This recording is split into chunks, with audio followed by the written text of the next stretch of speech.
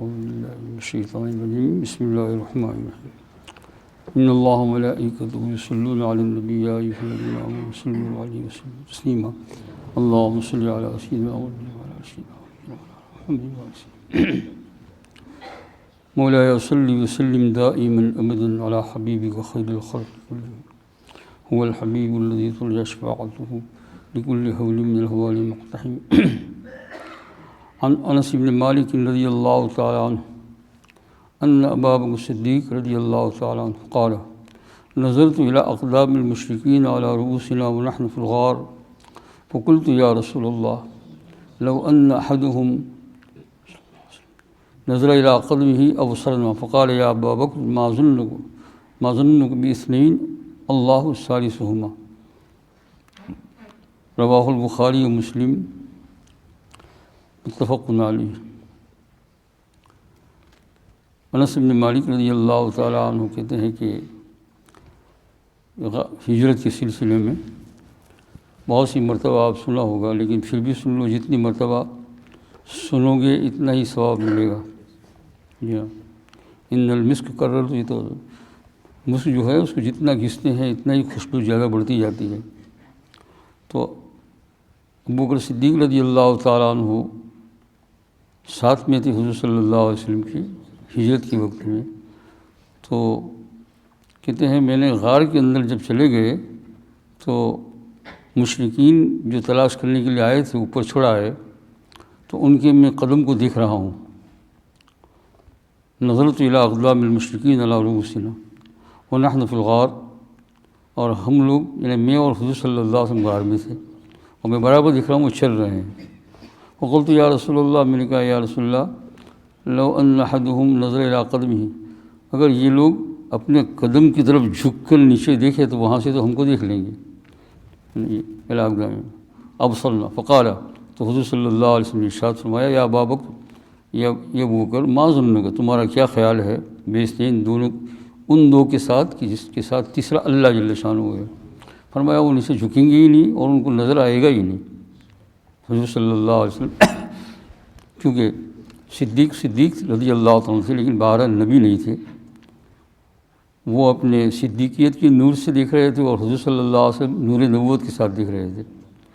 اسباب بھی اختیار کرتے ہیں اور اس کے ساتھ ساتھ اللہ جل شانہ کی ذات عالیہ پر پورا بھروسہ بھی ہے۔ پہلے بھی کہہ چکا ہوں کہ یہ ساری چیزیں اللہ جل شانہ اس لیے حضور صلی اللہ علیہ وسلم سے اسبابوں کو کرایا تاکہ محنت وجود میں آئے، امت کو یاد رہے کہ حضور صلی اللہ علیہ وسلم نے کیسے محنت کی ہے۔ یہ بھی ہو سکتا تھا کہ مکہ مکرمہ سے اللہ جل شانہ اٹھا کر سیدھے وہیں پہنچا دے، جہاں جانا ہے وہاں پہنچا دے، لیکن ایسا نہیں کیا، بلکہ یہ ساری محنت اٹھائی، غار میں رہے اور اس میں جو ہے کتنی تکلیفیں اٹھائی۔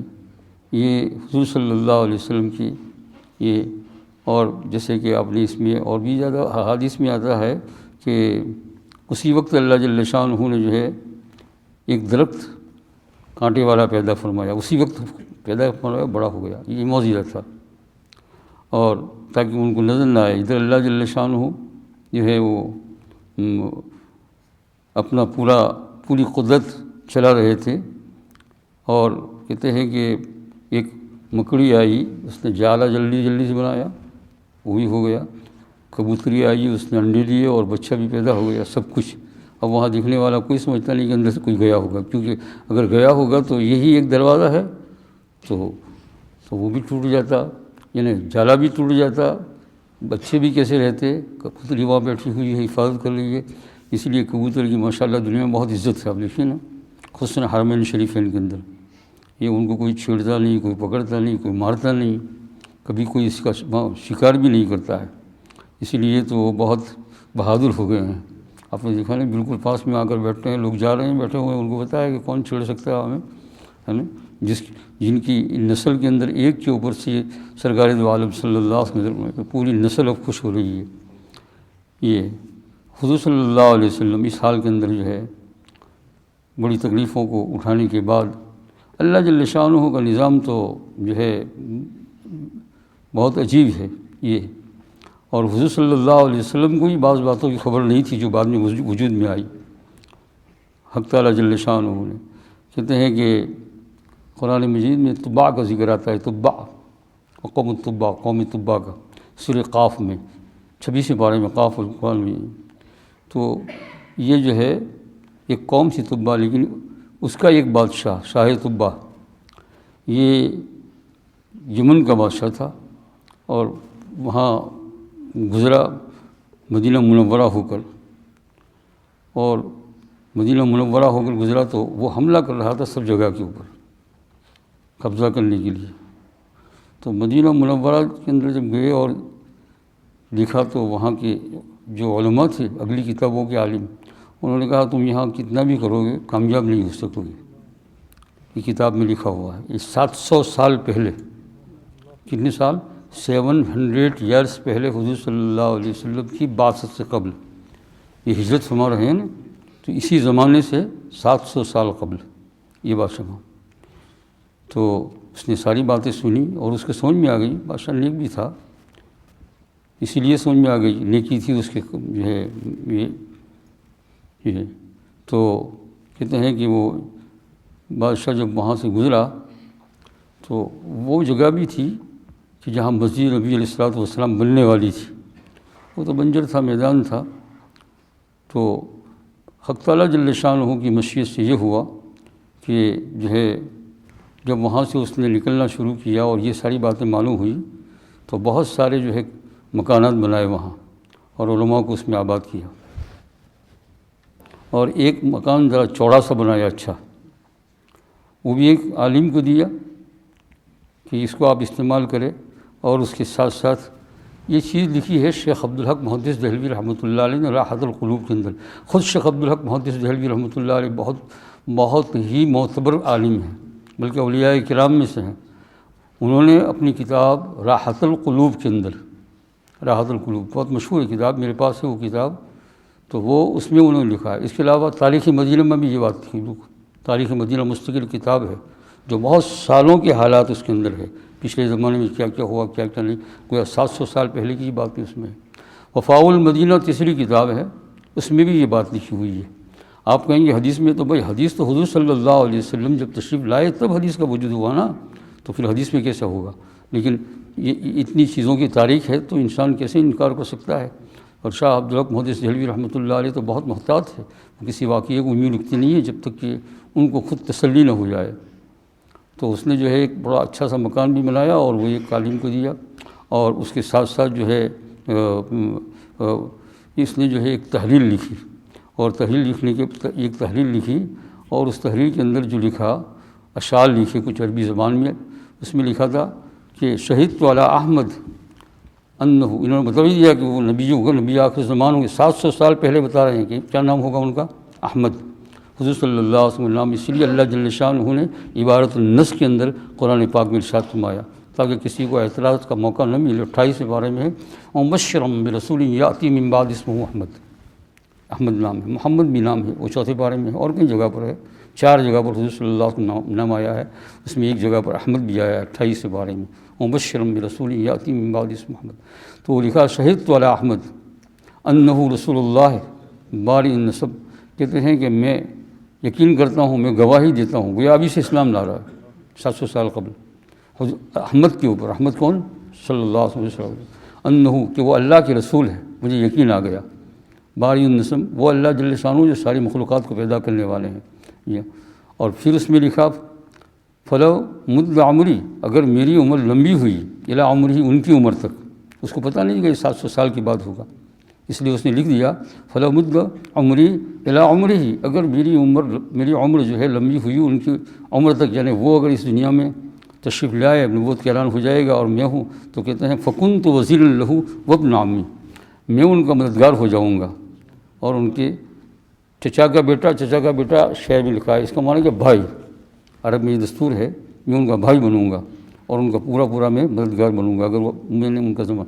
یہ اور اس کے ساتھ اور بھی کچھ اشعار ہے، اس کو ایک خط کے اندر لکھا اور اس کے بعد خط کو بند کر دیا اور مہر بند کر دیا، یعنی سل بند کر دیا بالکل. اور ایک عالم جس کے لیے اچھا مکان بنایا تھا ان کو یہ دیا کہ یہ خط نبی آخر زمان کے نام کے اوپر اگر تم کو ملے تو یہ خط ان کو پہنچا دینا. میرا سلام بھی عرض کر دینا، اگر میری عمر وہاں تک نہیں گئی تو۔ چلا گیا خط دے کر۔ اب یہ تو 700 سال ابھی حضور صلی اللہ علیہ وسلم کو، تو وہ اور اس بادشاہ نے یہ بھی ساتھ میں وصیت کی کہ دیکھو اگر تم کو نہ ملے تو تمہارے بعد جو اس میں ہے اس کو، پھر اس کو بھی، یعنی ایک کے بعد دیگر وصیت کرتے جائے۔ چنانچہ ایسا ہی ہوا، 100 سال 150 سال کے بعد جب کسی کا انتقال ہوا تو کسی کو دیا، پھر کسی کو دیا۔ ارے بھائی، حضور صلی اللہ علیہ وسلم کو اس دنیا سے تشریف لے جاتے ہوئے ابھی 1400 سال تو ہو گئے نا، تو بال مبارک موجود ہے دنیا میں، کسی کا نہیں سنو گے، کسی نبی کا نہیں۔ کسی نبی کی تنقید کرنا تو نعوذ باللہ بہت بڑا گناہ ہے، لیکن یہ برکت اور افضل چیز ہے، کہیں نہیں ملے گا۔ آپ نے سنا، ہاں، دنیا داروں کی تو بات ہی نہیں ہے کہ بڑے بڑے بادشاہ کے جوتے بھی نہیں رہے، سمجھے نا، ان کے جوتے ٹوپی بھی نہیں رہی، یہ سرکار بال مبارک، اور انشاءاللہ قیامت تک رہیں گے۔ اور ہمارا یقین ہے کہ اس دنیا کے اندر اتنی ساری چیز ہونے کے باوجود جو مسلمان ٹکا ہے، کچھ نہیں ہے اس کے پاس، اعمال میں بھی اور جو ہے علم بھی، ہے نا، اعمال خاص کر کے بگڑنے کے بعد، اور پھر دنیا کی مادی چیز سے بھی وہ خالی ہے، لیکن وہ ٹکا ہے یقین کے اوپر۔ اور پھر جو ہے جس کو بھی دیکھو، جس مسلمان کو، چاہے وہ کتنا ہی گنہگار ہو، کتنا ہی گناہوں میں ڈوبا ہوا ہو، لیکن محمد کا نام آئے تو اس کا دل بگڑ جاتا ہے صلی اللہ علیہ وسلم۔ ایسے ایسے دہلی کے اندر یا دہلی کے اطراف میں واقعہ پیش آیا کہ ایک صاحب تھے تو بہت شراب پیتے تھے، یہ تو ان کے ساتھ کسی نے شرارت کی۔ ایک دن جب خوب شراب کی مست تھا تو حضور صلی اللہ علیہ وسلم کی بیدی کے کلمات ان کے سامنے کیا، اس نے وہ شراب کی بوتل لے کر اس کے سر کو ماری، اسی کو مار ڈالا جان سے، کہ میں کتنا بھی شراب پینے والا ہوں لیکن میرے محمد کی میں عزت بھی نہیں کر سکتا ہوں، سمجھے نا۔ تو یہ بال مبارک تک موجود ہے، ابھی 1400 سال ہو گئے، 1432 ہجری چل رہی ہے، تو وہ 700 سال سے کیوں نا خط در خط، خط در خط چلا گیا، پیڑھی در پیڑھی۔ پھر آخرکار اس عالم کے خاندان کے اندر حضرت ابو ایوب انصاری رضی اللہ تعالیٰ پیدا ہوئے، جو میزبان رسول ہے صلی اللہ علیہ وسلم۔ جب آپ صلی اللہ علیہ وسلم اتنی کٹھن چیز ہجرت کی کر کے آ رہے ہیں، روزانہ صحابہ باہر نکلتے ہیں، مدینہ میں جناب ایمان لایا تھا، وہ تو کوئی ٹیلی فون وغیرہ تو کوئی معاملہ تھا نہیں، بس وہ آ جائیں گے، کل اندازہ کرتے تھے کہ اتنے دن سے نکلے تو اتنے دن میں آنا چاہیے، آتے تھے، شام ہوتی تھی، جب نہیں معلوم ہوتا تھا تو پھر رات کو دیر ہوتی تھی، پھر لوٹ جاتے تھے، پھر صبح آ جاتے تھے۔ ایسا کرتے کرتے ایک دن حضور صلی اللہ علیہ وسلم آ ہی گئے، لمبی بات ہے، آپ نے سنی بھی ہوگی۔ پھر جب مدینہ منورہ میں داخل ہوئے تو صحابہ کرام کہتے ہیں اس دن مدینہ منورہ کے اندر اتنی نورانیت تھی، اتنی نورانیت تھی کہ جس دن بات ہم نے کبھی دیکھی نہیں، اور فرمایا کہ وہ نورانیت بدل گئی اس دن جس دن حضور صلی اللہ علیہ وسلم کا وصال ہوا۔ ہم نے دیکھا ایک دم اندھیرا، تاریکی ہے گھروں کے اندر، روحانی تاریکی۔ تو حضور صلی اللہ علیہ وسلم جب مدینہ منورہ میں داخل ہوئے تو صحابہ کرام کی قطار چل رہی ہے دونوں طرف، آپ اونٹنی پر سوار ہے، ادھر بھی چل رہے ہیں ادھر بھی چل رہے ہیں، آگے بھی ہے اور پیچھے بھی ہے، اور حضور صلی اللہ علیہ وسلم کے چہرہ انور کی زیارت کرتے ہیں۔ پھر جب بالکل جو ہے قریب آ گیا مدینہ منورہ تو کوئی کہتا ہے میرے میزبان ملے، میرے میزبان ملے، میرے محلے میں، سب کی خواہش ہے۔ لیکن آپ صلی اللہ علیہ وسلم فرمایا کہ دیکھو میں تم میں سے کسی کا دل ناراض نہیں کرتا ہوں، تم ایسا دیکھو میری اونٹنی جو ہے میں اس کی مہار یعنی لگام کو چھوڑ دیتا ہوں، میں نے اس کو پکڑا ہی نہیں ہے، یوں بھی نہیں کرتا ہوں کہ یوں چل، بس میں بیٹھا ہوا ہوں۔ اب اس کو اختیار ہے کہ جہاں جاوے وہ بیٹھ جائے گی، جہاں میرا اترنا ہوگا، یعنی خدا کو جو منظور ہوگا۔ ایک جگہ پر جا کر بیٹھ گئی، تھوڑی دیر بیٹھنے کے بعد پھر اٹھ گئی، حکمت اللہ پر۔ پھر چلتے چلتے اس جگہ پر آئے جہاں حضور صلی اللہ علیہ وسلم کا روضہ بنا ہے، یہ دروازے کے پاس، جو پہلا دروازہ ہے نہیں یہ داخل ہونے کا، نہیں رات کو جب جاتے تھے سلام پڑھنے کے لیے 12 بجے کے بعد ایک ہی دروازہ یہ کھلا رہتا تھا، سارا راؤنڈ کر کے آنا پڑتا تھا، دیکھا نا پچھلے سال یہ دروازہ، وہاں آ کر اونٹنی بیٹھ گئی، اور یہ ابو ایوب انصاری رضی اللہ عنہ کا مکان تھا۔ 700 سال پہلے یہ مکان حضور صلی اللہ علیہ وسلم بنا ہوا تھا۔ ابو ایوب انصاری رضی اللہ خوب جانتے تھے، لیکن کوئی کچھ کہتے نہیں تھے، وہ بھی دیکھتے تھے کہ کیا ہوتا ہے اللہ پاک کی قدرت۔ جب آپ صلی اللہ علیہ وسلم تشریف لے اور آپ نے یہ طے کر لیا، اور ابو ایوب انصاری رضی اللہ تعالیٰ عنہ کا مکان وہیں تھا، تو انہوں نے کہا کہ یا رسول اللہ بس یہ مکان حاضر ہے، تو کہا ٹھیک ہے، اوپر ٹھہرائے، پھر کہا نہیں میں نیچے ٹھہروں گا تاکہ آنے جانے میں تکلیف نہ ہو لوگوں کو ملاقات کرنے کے اندر۔ جب آپ اندر تشریف لے گئے تو ابو ایوب رضی اللہ تعالیٰ گھر میں گئے اور وہ خط نکال کر آپ کے سامنے لائے، یا رسول اللہ، مہر بند سیل بند تھا، کیا لکھا ہوا تھا کیا وہ ابھی ان لوگوں معلوم نہیں ہے، وہ خط بند تھا، اشعار سارے عربی کے اندر، جس میں سے میں نے سنایا آپ کو، شہید تو علی احمد صلی اللہ علیہ وسلم انہ رسول اللہ بارئ النسم، روحوں کو پیدا کرنے والے، انسانوں کو، جانوروں کو، سب کو پیدا کرنے والے اللہ کی طرف سے یہ رسول ہے۔ آپ نے وہ خط کھولا، بس آنسو مبارک چالو ہو گئے۔ 700 سال پہلے کی اس کے اندر تاریخ ہے، اور ممکن ہے کہ وہ خط ابھی بھی موجود ہو، ممکن ہے، یوں کہتا ہوں کہ مجھے اس کے بعد کچھ بات معلوم ہوئی نہیں، لیکن یہ چونکہ مدینہ منورہ کے اندر بہت ساری چیزیں ایسی ہے کہ جو ابھی عام لوگوں کو پتہ نہیں ہے، پتہ نہیں ہے ہم لوگوں کو، یہ کہاں کہاں رکھی انہوں نے، کس چیز کے لیے رکھی ہے۔ یہ خط حضور صلی اللہ علیہ وسلم کو دیا کہ یا رسول اللہ مکان تو آپ کا ہے، 700 سال پہلے بنا ہوا ہے، اور یہ نسل در نسل ہے نا، پھر بھی آپ صلی اللہ علیہ وسلم اس کا پورا قبضہ نہیں کیا، بلکہ مسجد وہ ساتھ ہی میدان صاف کرایا، وہاں مسجد نبی بنی اور وہیں کمرے بنے، اور حضور صلی اللہ علیہ وسلم کا وصال وہیں ہوا، اور اسی مکان کے اندر حضور صلی اللہ علیہ وسلم آج موجود ہے دفن۔ اس لیے کہ جب انتقال ہوا، وصال ہوا سرکار دو عالم صلی اللہ علیہ وسلم کا، تو چند مسائل اٹھے۔ اس میں ایک مسئلہ یہ بھی اٹھا،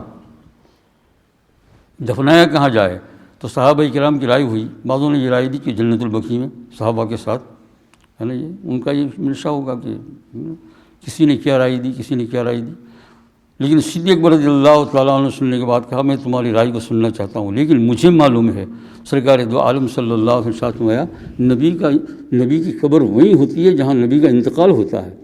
تو وہ کہا جہاں آپ کا وصال ہوا یہی جگہ جو قبر بنی ہے، اسی جگہ کے اوپر آپ کا وصال ہوا، اسی جگہ کے اوپر قبر کھودی گئی، اور اسی جگہ کے اوپر آپ کو کیا کیا، دفنایا گیا۔ سرکار دو آپ نے دیکھا یہ کون ہے؟ یہ ہمارے نبی 700 سال پہلے، یوں تو دنیا کی پیدا ہونے سے قبل اللہ جل شانہ کو سب کچھ معلوم ہے، لیکن یہ 700 سال قبل جو ہے آپ کا گھر یہ وجود میں آیا کہ آپ کو یہاں اترنا ہے، آپ کو یہاں اترنا اور رہنا ہے۔ تو میرے عزیز دوست تو کس خیال میں ہو آپ اور ہم، کس خیال میں ہیں؟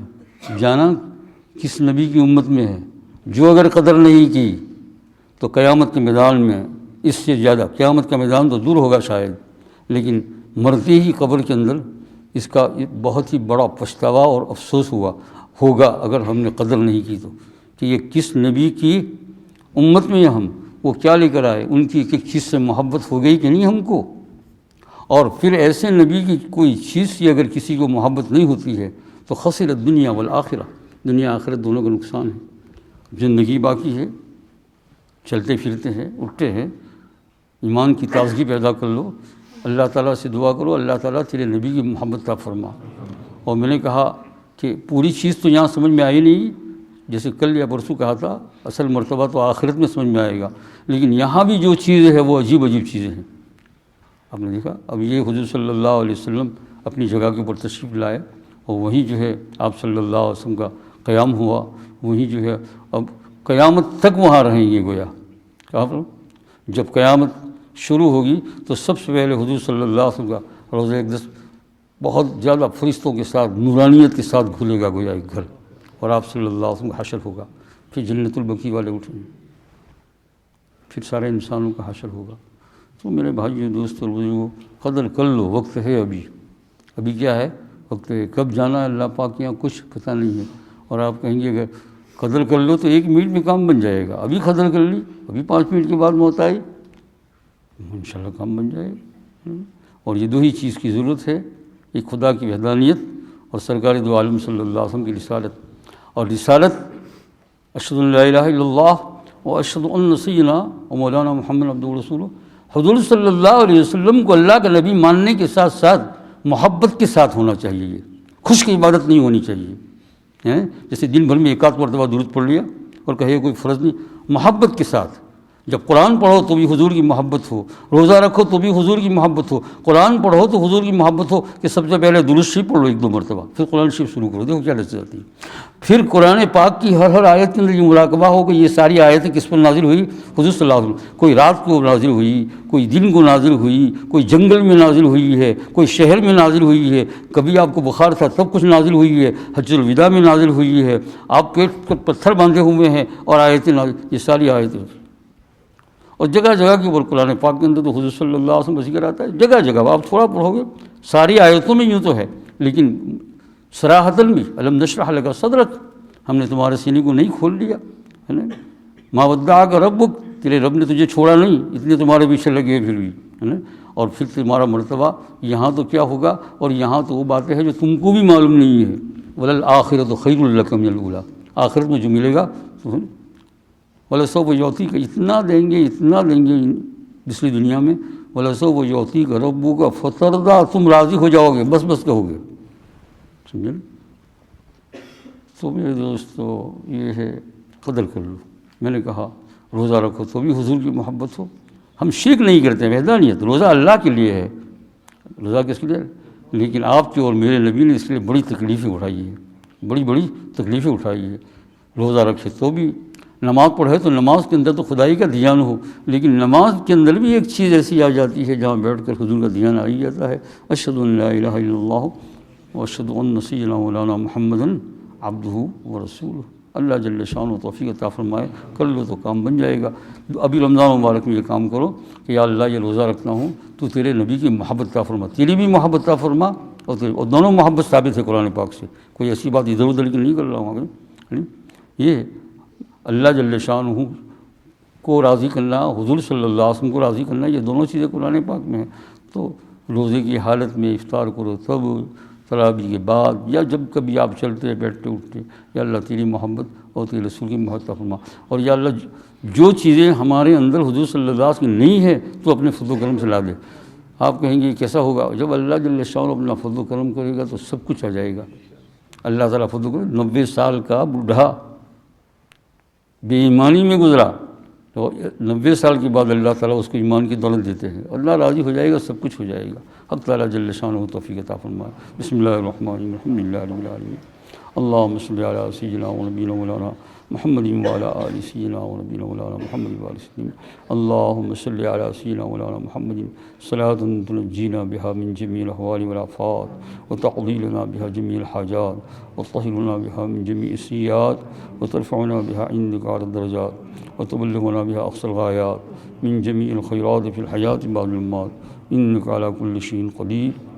یا الہ العالمین، یا رحم الراحمین، تیری بے شمار نعمتیں ہیں مولا کریم، ہم ساری زندگی بھر یا اللہ سیدھے میں پڑھ کر شمار کرتے رہے، یا اللہ ہم اس کو گن نہیں سکتے۔ یا اللہ آپ نے خود فرمایا وَإِن تَعُدُّوا نعمت اللہ لا تحصوها، اللہ کی نعمت کو تم گنو تو گن نہیں سکتے ہیں۔ اس میں سے ایک سب سے بڑی دولت یا اللہ حضور اکرم صلی اللہ علیہ وسلم ایسے نبی کی امت میں پیدا فرمایا ہے کہ جس نبی کی پچھلے اور آگے کوئی مثال نہیں گزری مولا کریم۔ اس نبی کا یا اللہ، اس نبی کا امتی محروم نہیں رہ سکتا مولا کریم۔ یا ارحم الراحمین، تو ہمارے گناہوں کو معاف فرما، ہمیں عطا فرما۔ وصلی اللہ تعالیٰ علی خیر خلقہ سیدنا مولانا محمد وعلی آلہ وسلم۔